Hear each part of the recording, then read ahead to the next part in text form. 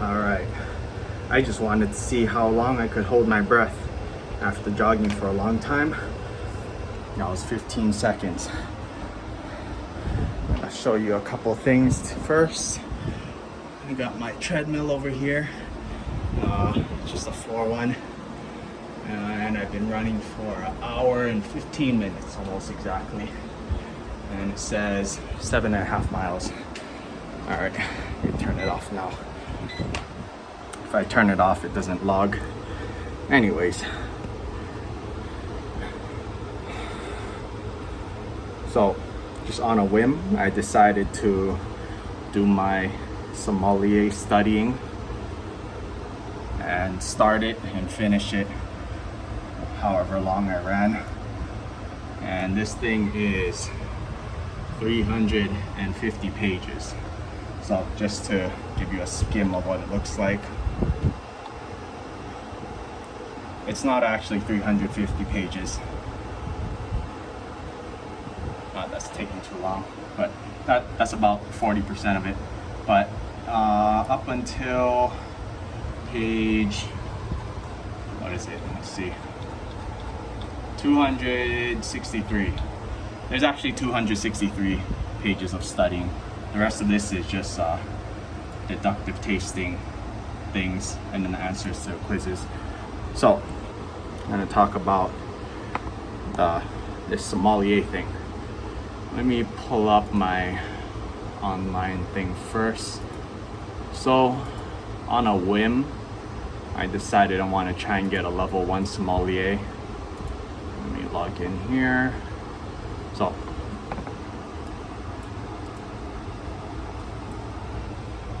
this is what it looks like. Click my account up here, access program, replay course. So initially I thought that this was, so you see there's introduction and then section 1 comes all the way down to 29.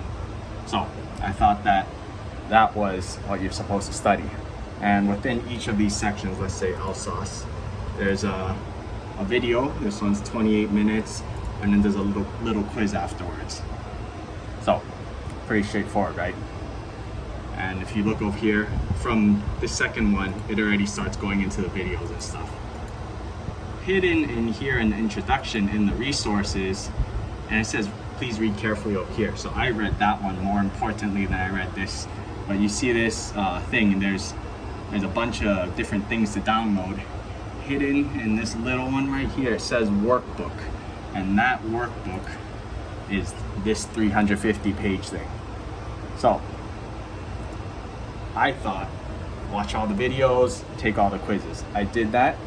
I did it in, I believe the total video lengths were about 10 hours. So I watched 10 hours of videos. I did the quizzes until I could answer all of them. And I thought it was going to be fair, the exam would be fairly easy because they said the pass rate was 85% and 90% pass rate, and average score was 85%. And you only need a 60% to pass. So I took the test and I failed. I had there's salt developing on my back because I was running so long. I actually have grains of salt on me. Because when you sweat, you let salt out, and if it just keeps drying on you, you end up with grains of salt on your I have grains of salt on my back. Anyways, I failed by 1%. I got a 59%. So I was like, what the hell just happened? I failed. So I watched all the videos again. I took all the quizzes again. I still failed. Anyways, I messaged the sommelier people like, why is this test so hard for me? And then they said, oh, you just have to re-go over these sections that you did bad on. And I was like, that doesn't make any sense because I failed so many times after watching the videos like 5 times. That's like 70 hours of watching the same videos. Anyways, they said, oh, you have to study the PowerPoint and the workbook and something else. And I was like, what? Where is all that stuff? And then as I showed you, hidden in that little thing, that's where it is. So I just finished reading the 250-ish pages, and what I realized is if you just wanted to pass, you don't even need to read the 250 pages, because I've taken the test so many times, I kind of memorized all the questions already. I just don't know which ones I got wrong. That's why I consistently got the same ones wrong. But if you just study this bottom part that just goes straight to the answers, I recognize a lot of these questions to be at least close enough to the actual questions. So if you just study those, you can pass pretty easily. It took me failing a lot of times to give you that information, and I had to pay $125 each time. So you're welcome. Anyways, today I want to talk about discipline and doing things that you don't want to do because they're hard. What doesn't kill you makes you stronger. Studying is hard, and running on a treadmill at 6 miles per hour is relatively hard. And yeah, I like doing hard things just because after you finish, you know that you can do it if you had to do it again. Also, the reason I was holding my breath in the beginning was because I always had this recurring dream that I could run without breathing, not without breathing, but without getting tired, like out of breath. So 15 seconds, I didn't stop. I set up the camera while I was still running, and this treadmill only goes up to 6 miles per hour. So I was running at 6 miles per hour that whole time. Could I have studied a little harder and slower? Yes, but under the pressure of I don't want to be running forever, I went through a little bit faster, and thank God it ended 100 pages sooner than I thought. But I was ready to go for the whole 350 pages, but I guess I didn't have to.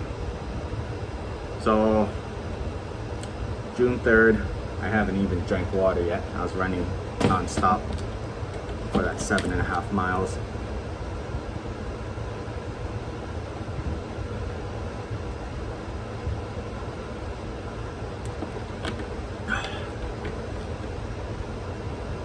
Run out of water to sweat.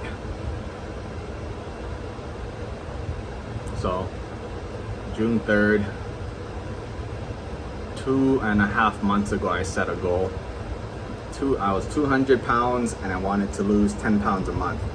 So I have another 11 days to go from 200 to 270. My lowest weight so far was 274. So I got 11 days to lose 4 pounds. Nothing to it but to do it. I know a lot of it's gonna be water weight, but it's like cutting for UFC fighters and whatever. They cut just to touch the weight, and then they can rebound up to whatever they were. Because your weight fluctuates by like 5-10 pounds depending on how heavy you are.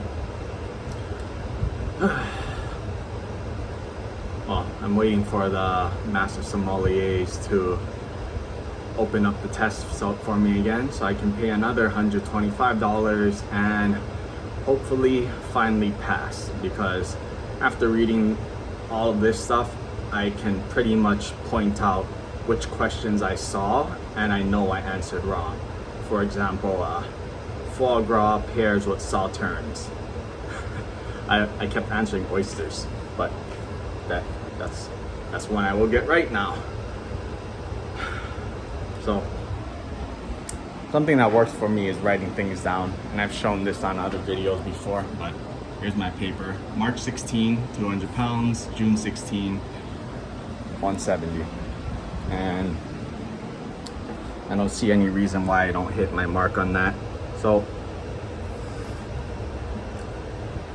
big thing for me is following through with what you say you're gonna do. And I know I'm past 10 minutes, but I didn't really talk so much. A lot of it was just informative. Anyways, following through with what you say you're gonna do.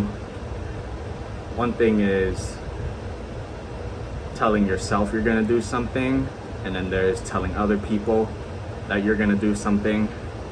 So I think it's more important that you follow through when it comes to other people, because you're affecting somebody else. If you don't follow through with something that you set for yourself, it's not that big of a deal. The only person affected is yourself.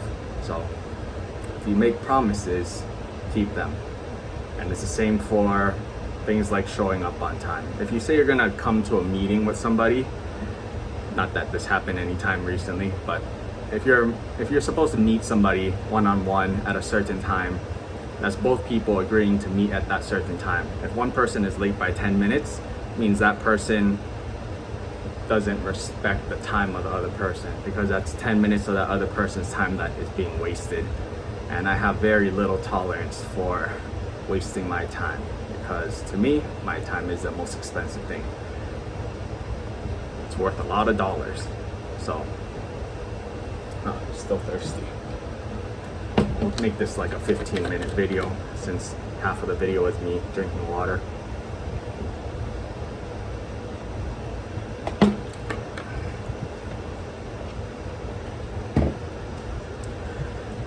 So I'll talk about being a sommelier. I just wanted to do it on a whim, to kind of add another notch under my belt of things that I know rather than don't know, because a lot of times you always question, like, I don't know how to do that, and it's just like blanked out in your mind. It's like, oh, I don't want to work that station in a kitchen, or I don't know how to do it. I don't know how to prep that thing. I don't know how to do desserts. That's a big one. I don't know how to do desserts. I don't know how to bake bread. And you just say, I don't know how to do it. But when you actually take the time to do it, it takes less time to learn how to do it than all that time it took you complaining about not knowing how to do it. So just do it, and it's done. That's it. So with the knowledge of how much I know about the introduction level of becoming a sommelier, it's not that hard. The hard thing is their website is retarded. Even their login thing is broken. If you log in through the login button, it doesn't work. If you have to go through my account at the top right and then log in. And yeah, but they're sommeliers, not website designers, so we'll let them go on that one. But I did pay them a lot of money because I failed so many times. Anyways, it's easier if you just learn how to do things rather than complain about not knowing how to do them. And it gives yourself more peace of mind, that knowing that you don't have to rely on somebody else to do something. It's like if you're a restaurant owner that isn't a chef, you'll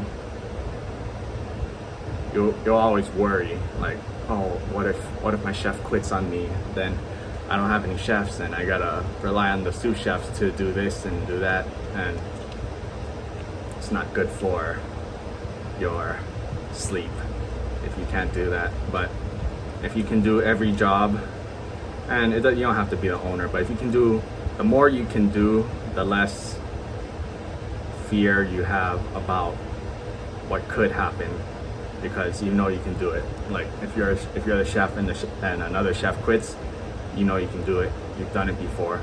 Same thing as if you're a chef and then the pastry chef quits on you. You just, no, I guess I'll do it. They might be better than you at it, but you know if it comes down to it, you can do it. And same thing like for a chef owner and all the servers quit at one time, knowing that you know how to serve and you know how to train people to serve. And now it extends for me to be knowledgeable in the wine. If somebody asks me, what do you recommend? I can actually give my personal recommendation rather than just saying, oh, the person who helped me pick this said this. Whereas now I can probably say like, well, actually, wine pairing for a chef is a little easier than wine pairing as a regular person, because you already understand flavor profiles and what compares and contrasts and what that kind of stuff. So yeah, interesting video today, I hope. When I was running, I kept thinking my feet were gonna start peeling, but I didn't run that far since I got to cut off at 250. My back started to hurt and I was feeling thirsty. I'm still thirsty now, but yep, got it done. Just gotta take the test, and I'll be a level 0 sommelier. Easiest thing, be the owner. You can give yourself titles.